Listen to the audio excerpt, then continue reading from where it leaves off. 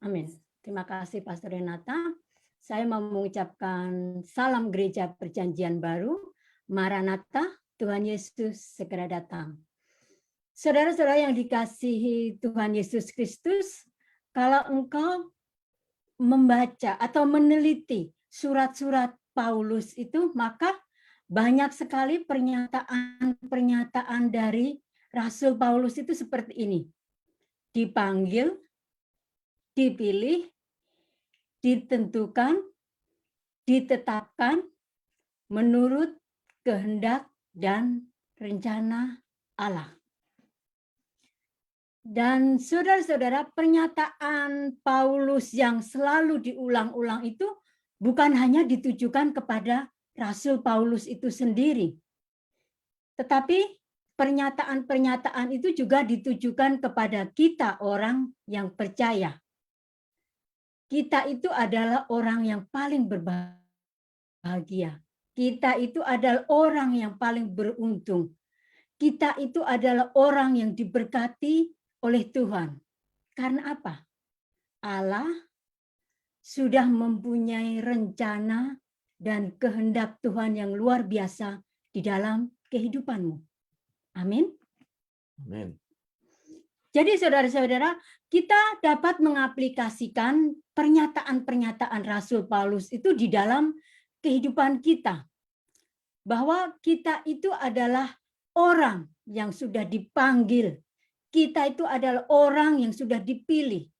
Kita itu adalah orang yang sudah ditentukan, maksud saya. Kita itu adalah orang yang sudah ditetapkan menurut kehendak dan rencana Allah. Coba saudara renungkan sebentar, pernyataan-pernyataan Rasul Paulus itu dipilih, dipanggil, ditentukan, dan ditetapkan. Mari kita baca di dalam 2 Timotius 3 ayat 17. 2 Timotius 3 ayat 17.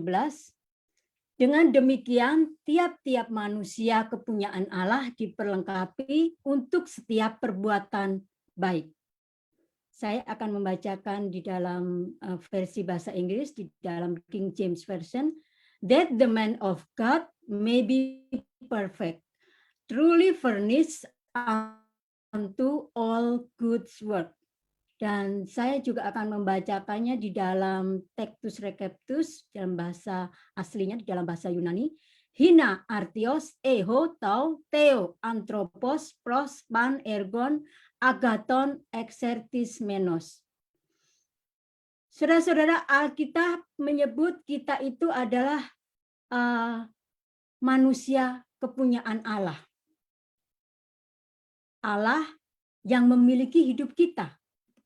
Bukan kita yang memiliki Allah, tetapi Allah yang memiliki hidup kita. Amin.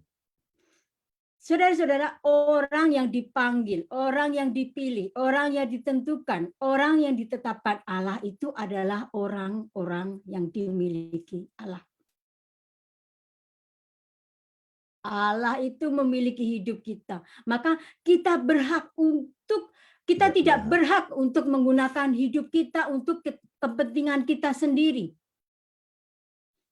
Allah memiliki hidup kita sejak kita ini mengalami keselamatan di dalam Kristus Yesus. Oleh karena itu, Allah memiliki kita, maka Allah itu ingin memperlengkapi hidup kita. Apa tujuan Allah untuk memperlengkapi kita? Supaya kita itu melakukan apa tujuan yang Allah sudah tetapkan di dalam kehidupan kita. Saudara-saudara, hidup kita itu dimiliki oleh Allah. Di dalam bahasa Inggrisnya itu adalah man of God.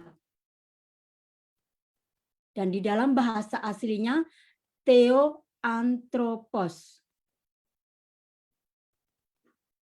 Kalau begitu kita perlu mengetahui siapa itu man of God.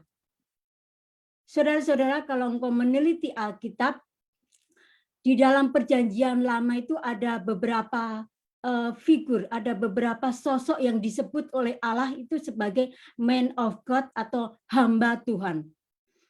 Itu ada orang-orang itu adalah pertama itu adalah Musa. Musa itu adalah hamba Tuhan. Itu saudara bisa membacanya di dalam Ulangan 33 ayat 1. Kemudian yang kedua ada nama Samuel. Itu saudara bisa membacanya di dalam 1 Samuel 9 ayat 6. Kemudian man of God atau hamba Tuhan lainnya adalah Elia. Elia itu juga disebut sebagai hamba Tuhan. Engkau bisa membacanya di dalam 1 Raja-Raja 17 ayat 18. Kemudian yang terakhir, kalau di dalam Alkitab Perjanjian Lama, siapa yang disebut sebagai hamba Tuhan atau man of God itu adalah Daud. Saudara bisa membacanya di dalam Nehemia 12 ayat 24. Sedang di dalam Alkitab Perjanjian Baru cuma satu kali pernyataan hamba Tuhan atau man of God itu adalah di dalam 1 Timotius 6 ayat 16 dan hamba Tuhan yang dimaksud itu adalah tidak lain dan tidak bukan itu adalah Timotius. Itu saudara bisa membacanya di dalam 1 Timotius 6 ayat 11. Saudara-saudara, di dalam TB Lai diterjemahkan sebagai manusia kepunyaan Allah. Dan di dalam bahasa asli, man of God itu adalah Theoanthropos. Jadi, manusia kepunyaan Allah atau man of God itu menunjuk kepada orang-orang yang mendedikasikan hidupnya untuk melayani Tuhan. Amin. Saudara-saudara, man of God atau Theoanthropos itu tidak menunjuk kepada manusia secara umum. Itu atau pria atau wanita yang sudah lahir baru. Tetapi menunjuk kepada hamba-hamba Tuhan yang secara khusus memang mendedikasikan hidupnya untuk pelayanan Tuhan, maksud saya. Kemudian saya akan menjelaskan tentang artios. Artios itu di dalam bahasa Greek atau di dalam bahasa Yunaninya itu adalah lengkap, siap, cakap, sempurna. Sempurna ini dalam artian tidak sempurna seperti Bapa, tidak sempurna seperti Yesus. Sempurna itu di dalam artian adalah matang. Sempurna itu di dalam artian itu adalah cakap dan siap, lengkap begitu ya. Orang-orang itu adalah siap untuk melayani, siap dilengkapi, yaitu mereka itu memperkuat satu sama lain, dilengkapi secara menyeluruh. Jadi, man of God itu adalah seorang pria atau wanita Tuhan yang mampu untuk mengajarkan ajaran yang sehat dan memakai Alkitab Theopneustos untuk mengajar jemaat di dalam pelayanannya, di dalam panggilannya sebagai hamba Tuhan. Amin. Jadi saudara-saudara, apa yang membuat seorang hamba Tuhan itu lengkap, seorang hamba Tuhan itu mampu, seorang hamba Tuhan itu cakap? Tidak lain dan tidak bukan adalah kesediaan dari hamba Tuhan untuk belajar. Belajar sound doktrin, ajaran yang sehat. Ajaran yang sehat akan membuat iman kita itu juga sehat. Sehingga cara beriman kita menjadi sehat.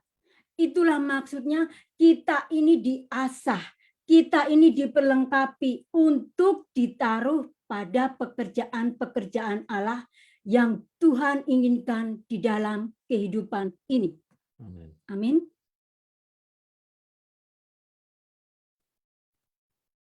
Kemudian ada kata furnace. Diterjemahkan di dalam bahasa Yunani itu adalah ekstertiso. yaitu produk yang hasil akhirnya itu bagus. Produk yang hasilnya itu sempurna. Hasil akhirnya itu mendapat pujian excellent. Hasil akhir yang sangat memuaskan, satisfy gitu ya. Jadi ketika engkau dipanggil oleh Tuhan untuk menjadi seorang hamba Tuhan, jadilah hamba Tuhan yang excellent. Engkau berusaha untuk mengkhotbahkan khotbah-khotbah yang excellent juga. Amin. Amin. Saudara-saudara, panggilan Tuhan untuk menghidupi hidup yang worthy. Artinya adalah menghidupi panggilan itu secara pas, secara tepat. Serta ini kita itu menjadi produk yang hasil akhirnya sangat rapi, sangat indah, sangat mengagumkan.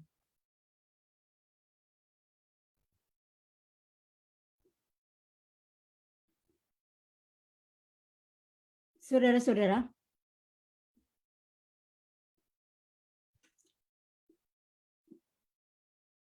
jadi Allah yang akan menilai hasil produk kita.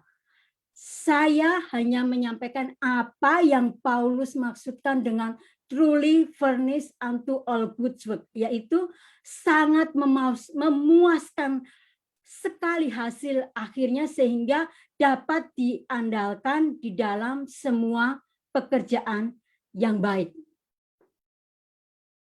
Jadi saudara-saudara, kriteria seorang hamba Tuhan itu seperti apa? Seorang hamba Tuhan itu harus memberitakan, harus mengajarkan seluruh dari maksud Allah. Seorang hamba Tuhan itu mampu untuk mengeksegesis Alkitab dengan benar, dengan teliti, agar seluruh kehendak dan rencana Allah itu terbuka untuk jemaatnya. Seorang hamba Tuhan itu menjadikan Alkitab untuk memberitakan Alkitab yang tidak didiskon, mengajarkan seluruh maksud Allah. Seorang hamba Tuhan itu mampu untuk mengajarkan hanya maksud dan rencana Allah saja, bukan kehendak dirinya sendiri. Hamba Tuhan itu tidak boleh lalai untuk memberitakan, untuk mengajarkan seluruh kehendak dan rencana Allah. Mari kita baca di dalam Efesus 2 ayat 10. Efesus 2 ayat 10. Karena kita ini adalah buatan Allah, kita diciptakan dalam Kristus Yesus untuk melakukan pekerjaan baik yang dipersiapkan Allah sebelumnya. Ia mau supaya kita hidup di dalamnya. Saudara-saudara yang dikasihi oleh Tuhan, kita itu adalah masterpiece-nya Tuhan. Kita itu adalah karya agung dari Tuhan. Kita itu menjadi manusia baru karena Kristus Yesus. Tuhan yang sudah menciptakan kita. Tuhan yang sudah menebus kita dengan darahnya yang mahal. Tuhan yang sudah mengkuduskan hidup kita karena Kristus.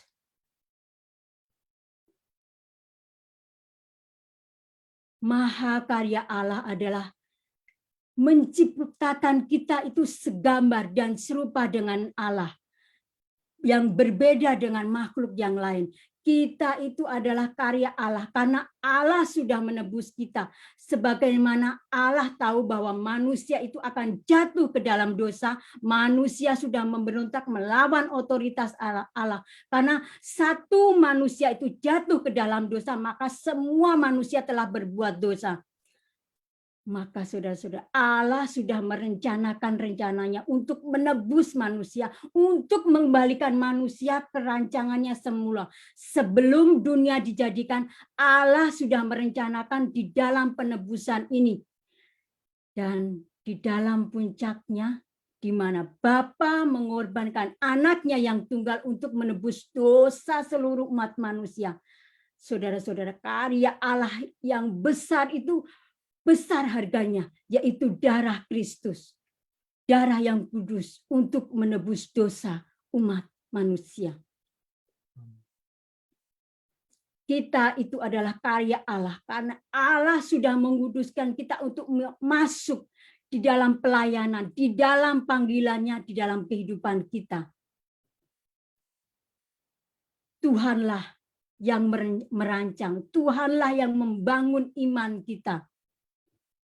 Saudara-saudara, gereja itu juga merupakan mahakarya Allah, di mana Allah sudah memberikan Theopneustos, firman Tuhan, yang merupakan diri Allah sendiri. Juga Allah sudah memberikan Roh Kudus yang ada di dalam kehidupan orang percaya. Amin. Amin. Saudara-saudara, jadi kalau engkau diberi kesempatan untuk berkhotbah di depan mimbar, itu bukan engkau menyampaikan firman Tuhan. Firman Tuhan itu sudah lengkap, sudah komplit dari kitab Kejadian sampai kitab Wahyu. Tetapi saudara-saudara, ketika engkau diberi kesempatan untuk berkhotbah itu, engkau menyampaikan firman Tuhan yang sudah engkau eksegesis dengan benar, firman Tuhan yang sudah engkau eksegesis dengan tepat, sehingga menghasilkan khotbah-khotbah yang ekspositori. Khotbah yang ekspositori itu adalah khotbah yang isinya itu hanya mengajar dan membangun jemaat. Amin.